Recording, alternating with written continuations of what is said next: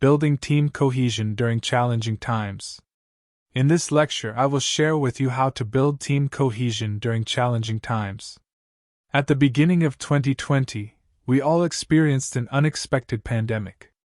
Many businesses were suddenly in trouble, not only suffering severe impacts on their operations, but also experiencing serious damage to team cohesion. In fact, the pandemic is just an extreme and collective scenario. During the process of business operations, there are many other extraordinary situations similar to the pandemic. For example, I have personally experienced natural disasters such as earthquakes and snowstorms, as well as external emergencies such as severe damage to our warehouse and our largest partner selling counterfeit goods on our company's platform, which caused our business to come to a halt. All of these sudden events have had a near-destructive impact on team morale. In short, whenever there is a sudden change in the internal or external environment of production and operation, and the team's trajectory deviates from its original path, it can be considered a challenging time. You may have heard the saying that crisis can be turned into opportunity. To be honest, I don't fully agree with this. It's not that I don't agree with the idea of finding opportunities in challenging times, but I don't agree with skipping the crisis management steps and directly equating crisis with opportunity for ordinary business managers. My suggestion is not to be blindly optimistic. A crisis is a crisis. To overcome a crisis, we must follow scientific methods and steps. 4 steps of crisis management.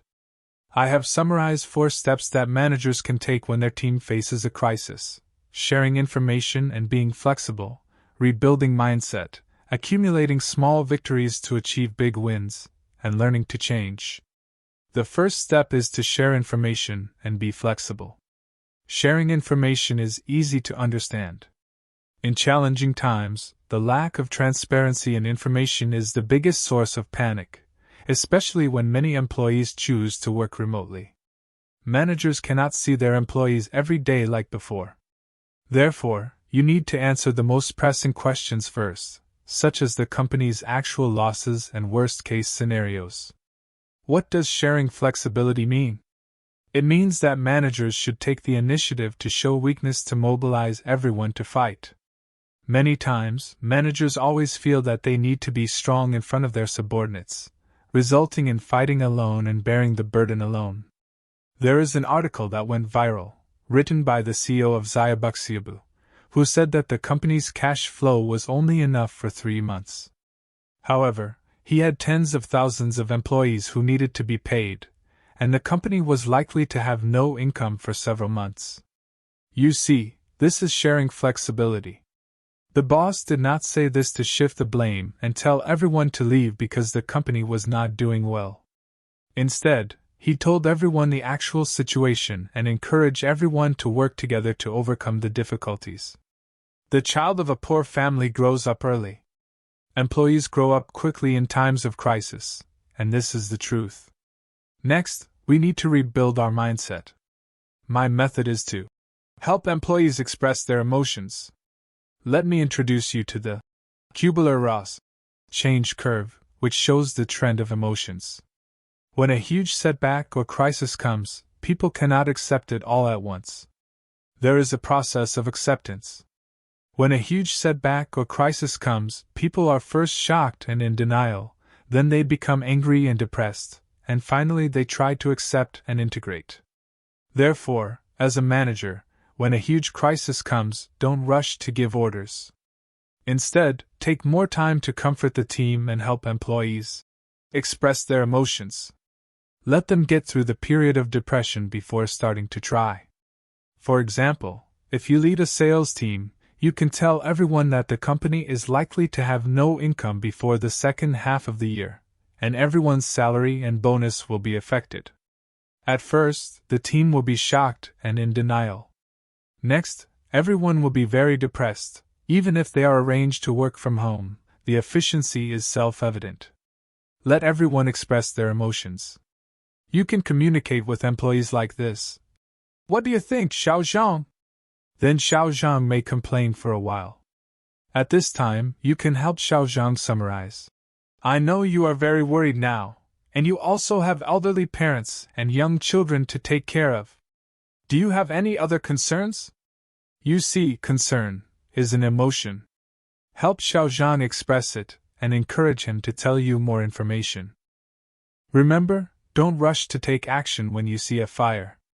At this time, what employees need is not a hastily improvised solution, but a serious listening ear to help them calm down. If you don't have an answer at the moment, you can be very honest and share information and flexibility with them. You can say, Xiaozhang, currently our management is also looking for solutions. We hope everyone can provide more suggestions and brainstorm together. There may not be an answer immediately, and we hope you can understand. That's it.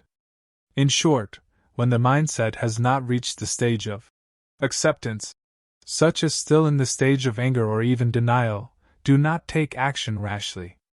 The third step is to accumulate small victories to achieve big wins, using a series of small victories to rebuild the team's confidence.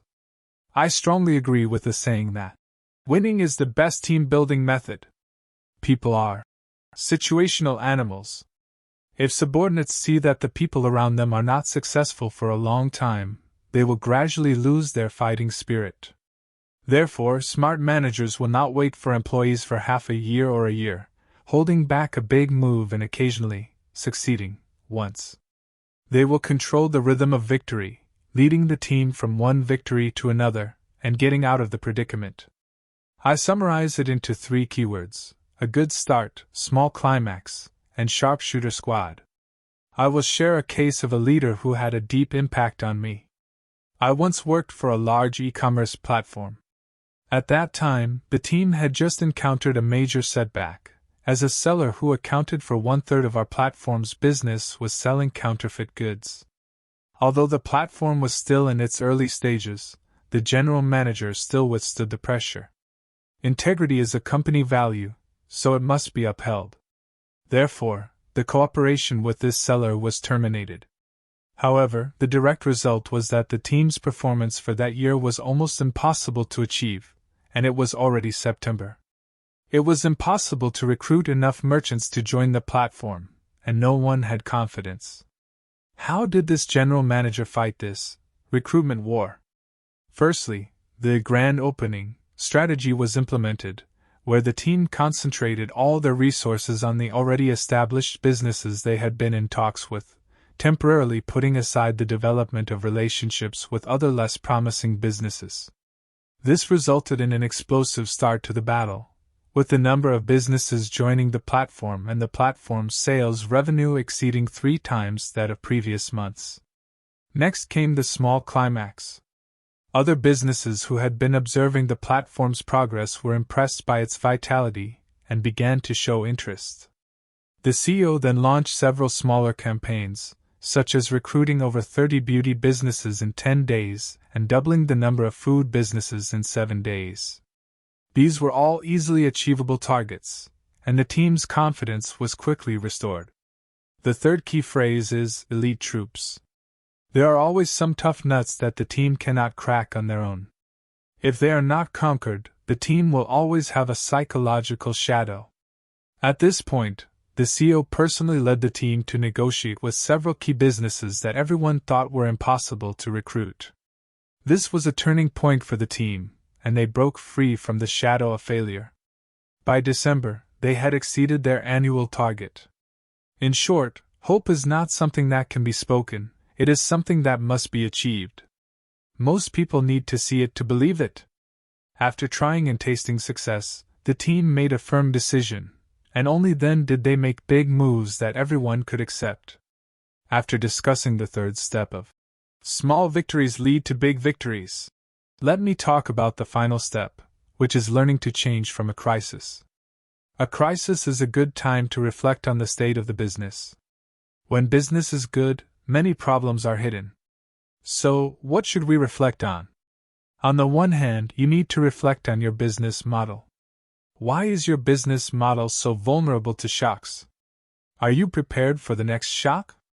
Have new consumer behaviors emerged during the crisis? Have you kept up with these changes? For example, during the pandemic, many companies began to rethink whether most of their business and collaboration could be moved online. Even after the pandemic, many travel and office rental expenses could be saved. On the other hand, you need to reflect on your cultural values. Values are like a company's immune system, which is not felt in normal times but becomes apparent in critical moments. As I mentioned earlier, integrity was our value at the time of the e-commerce platform example. But if the CEO had chosen to continue working with businesses that sold fake goods, the team would no longer believe in the word integrity. In the future, more and more businesses selling fake goods would be recruited.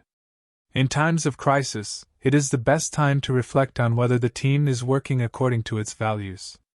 To summarize, during a crisis, team managers should not rush to find opportunities from crises, but can follow a 4-step crisis management approach.